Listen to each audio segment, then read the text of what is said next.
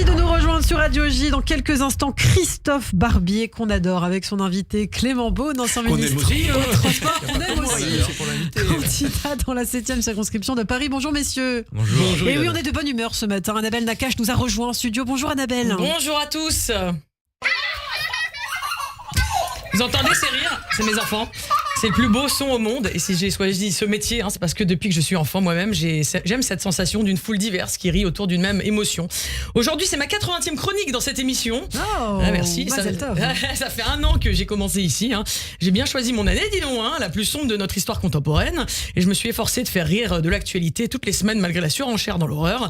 Mais hier, j'ai eu beau chercher un angle de dérision, j'ai pas trouvé. J'ai pas trouvé parce que tout ce que je faisais ce mercredi, jour où je suis l'animatrice du centre de loisirs personnalisé de mes enfants, ça me ramenait à l'horreur de ce qu'a vécu cette petite fille, parce que oui, à 12 ans, on est encore une petite fille. Ce qui s'est passé pour elle est le pire cauchemar de tous les parents juifs depuis le 7 octobre. On n'est pas sur plus jamais ça, mais sur ça encore pire. Hier, j'ai assisté aux répétitions du gala de ma fille, avec toutes ces petites ballerines heureuses de danser sur la scène d'un grand théâtre, et voir cette joie, cette innocence, cette grâce menacée par l'horreur, ça m'a tétanisé. Puis dans l'après-midi, on est allé voir le dernier Disney, Vice Versa 2, qui met en scène toutes les émotions d'une adolescente qui rentre dans la puberté, pression sociale, anxiété, embarras. Et je me suis posé la question, mais que donnerait ce film si on le transposait sur cette jeune fille qui s'est faite violer parce que juive? Anxiété, embarras, peur, honte, horreur. On prépare l'anniversaire de ma fille, justement, le thème Blanche-Neige. Elle est fascinée par les méchantes, maléfiques ou encore la méchante reine. Maman, j'ai fait un cauchemar, j'ai rêvé qu'une sorcière voulait tuer toute notre famille.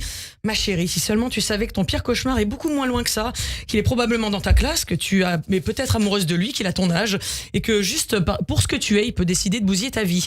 L'enfant peut être un monstre comme les autres, il peut décider de violer une fille à 12 ans, mais moi à 12 ans on faisait notre première colo et on savait même pas ce que c'était s'embrasser avec la langue.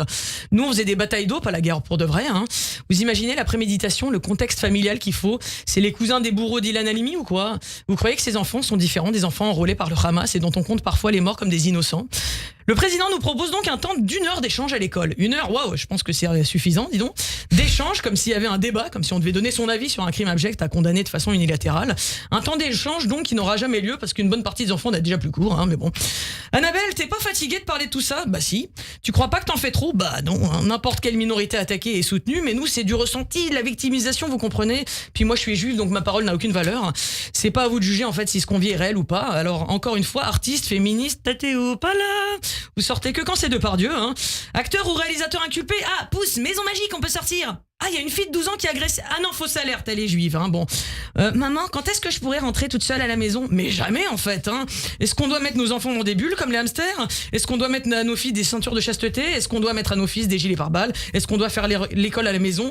On a peur de les mettre à l'école publique, à cause de ce qui pourrait leur arriver comme harcèlement de la part des élèves ou des profs, de leur idéologie. On a peur de les mettre en école juive, qui sont devenus des bunkers, Est-ce que on doit leur coudre des étoiles bleues pour ne pas tromper les gens sur la marchandise et pour montrer que c'est des sionistes, puisque c'est comme ça qu'on appelle les juifs aujourd'hui. Alors on nous parle d'antisémitisme, d'ambiance, mais moi quand j'entends ambiance, je pense à David Guetta, encore un juif, ou à une soirée mousse, je pense pas à un viol de petite fille. On nous parle aussi d'antisémitisme résiduel, mais ceux qui utilisent cette expression, c'est eux les résidus. Ils sont ouvertement anti-sionistes, mais on est sionistes, oui, notre famille est en Israël. Sioniste égale personne qui soutient la création d'un État juif pour l'autodétermination et la sécurité des juifs sur leur terre ancestrale, Israël, où il y a toujours eu des juifs. Alors oui, quand on dit que le Hamas c'est de la résistance, que les sionistes sont des fascistes, que l'antisémitisme est résiduel, que Netanyahou est un nazi, enfin vous connaissez la suite de la blague, qu'Israël n'a pas le droit de se défendre, à échelle individuelle, ça fait brancher dans les dîners, mais collectivement, à longueur de tweet, on légitime l'attaque sur les sionistes, sur les juifs. Et du coup, certains se disent que tout est permis.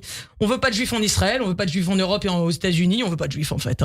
Du coup, depuis que j'ai appris cette affreuse nouvelle, je pense à cette jeune fille, je pense à ma fille, à la promesse que je lui fais de la protéger et j'ai cette musique qui ne sort pas de ma tête.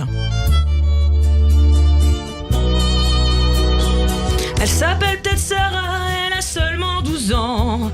Sa vie c'est juste école et doux rêve d'enfant.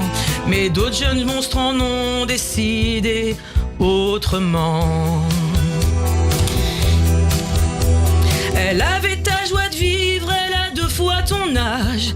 C'était une petite fille pleine d'espoir et très sage. En France, elle est née comme toi, ici et maintenant. Comme toi que je veux épargner tout ça. Comme toi, mais je pourrais peut-être pas. Allez, en attendant que cette petite fille et que le monde aille mieux, que les otages reviennent, on peut toujours rêver. Alors moi, je vous souhaite une bonne journée. Merci beaucoup, Annabelle Nakache. Une chronique forte ce matin sur Radio J en raison de cette actualité difficile, effectivement. Tout de suite, l'invité de Christophe Barbier, c'est Clément Beaune, candidat dans la 7e circonscription de Paris. Les grands débats.